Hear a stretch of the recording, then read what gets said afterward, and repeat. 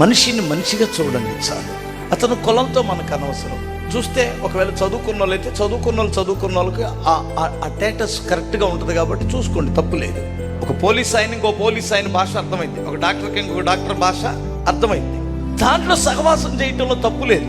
కానీ ఆ స్థితిలో ఉన్న మన కులస్తుడు కాదని పక్కన పెట్టడం అది గడ్డి కంటే పరమ నీచమైనటువంటి. నేను చెప్పిందంటూ నిజం లేదా?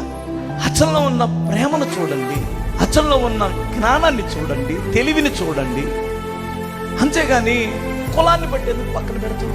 వాడికి ఎంత టాలెంట్ ఉన్నా వాడికి జాబ్ రాదు. వాడి కులస్తుడై ఉంటే జాబ్ ఇస్తాడు. ఒకవేళ ఇచ్చినా కింద స్థాయి ఇస్తాడు, పై స్థాయి ఇవ్వడు. కానీ ఒక్క విషయాన్ని గుర్తుపెట్టుకోండి, రేపొద్దున ఇది శాశ్వతమని మీరు అనుకుంటున్నారు కదూ, ఇది నాశనం అయిపోయే రోజు ఒకటి ఉంటుంది. ఆనాడు మా స్థాయి ఏంటో మీకు తెలిసింది, ఆనాడు మా స్థానం ఏంటో మీకు తెలిసింది అంటారు నేను.